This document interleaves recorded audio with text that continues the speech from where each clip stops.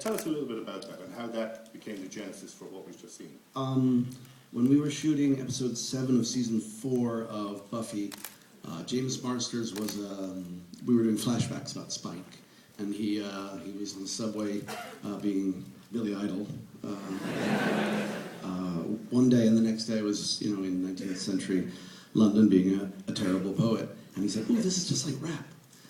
And for some reason that sparked in my mind the readings we used to do when I was a kid with my mother and my stepdad. And so I said, "You guys should come to the house and we'll do this."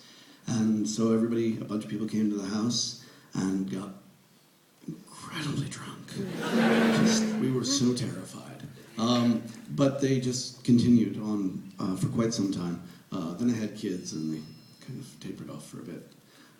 But during sort of the heat of the thing, when we were really going through all of the plays, we did much ado with Amy and Alexis playing those parts, and with those versions of the song, the 2 songs that I had written without telling anybody, and got some people to play. And I just thought, I should film that someday. So you filmed it in 12 days on a very limited budget for your own production company, a new production company, Bellwether, which we'll talk about in a minute. In between finishing shooting on The Avengers and starting the edit on The Avengers. We'd already started the edit. You'd already started the edit. So my question really is, what's wrong with you? What's wrong in your head that you would do something like that? There is no known cure for workaholism. But there are support groups. Well, there's me and my friend. So describe to me a little bit about how you take something like a play from 1600 or whatever it is, 600 years old, 500 years old. How you sit down and write that, how you plot it as a film. I mean, it's beautifully staged. The writing is fantastic. And the way that you've arranged it is beautiful. But it's beautifully staged in and around your house. Just describe a little bit about how Joss Whedon sits down and says, right, I'm going to write Much Ado About Nothing. Well, obviously, you don't touch the text, with the exception of 2 words that I changed. So additional dialogue by. He originally says, "If I do not love her, I am a Jew." And I thought, maybe not.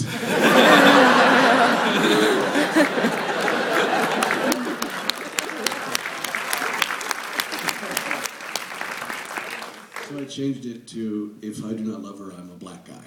And that didn't work, so we went with fool. But we did keep the Ethiop line, because Fran and I were both determined to make Claudio a big dumb jock. And his commitment was fierce. But in terms of staging, the easiest prep I ever had, I would just sort of go into different rooms and go, my only regret was that we couldn't afford any kind of Steadicam rig or anything, because the flow of the house is so extraordinary. Your wife is an architect and she designed that. That's right. Yes, she did. And she also said, "You got to make the movie on the vacation we're going to take for our 20th anniversary." She's like, "Make a movie instead." I'm like, "Okay." Because I am selfish. I think it's a play that's particularly suited to Los Angeles and Hollywood and a modernist. It's a romantic comedy, isn't it? Yeah, it is the romantic comedy. It is the one upon which all are based. Every painful night we've ever spent with Kate Hudson or Matthew McConaughey.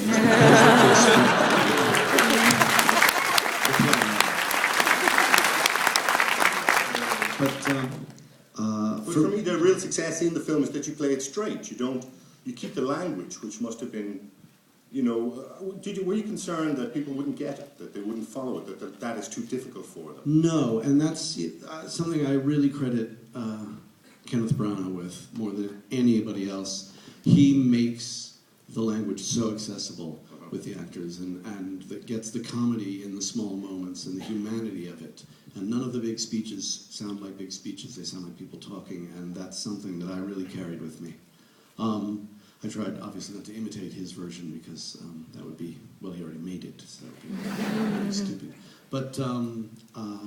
But I knew that these actors could convey what it was I needed to convey. For me, it was just about looking at the text and thinking, well, what do I actually have to say about this that's not nothing? And And once I sort of really understood how much lying there is in this movie and how much the two stories are counterpoised, and how much the idea of how we proceed in the sort of dance of love is so constructed by society, that I became fascinated with it. I mean, it ends happy. I'm not that depressing, but...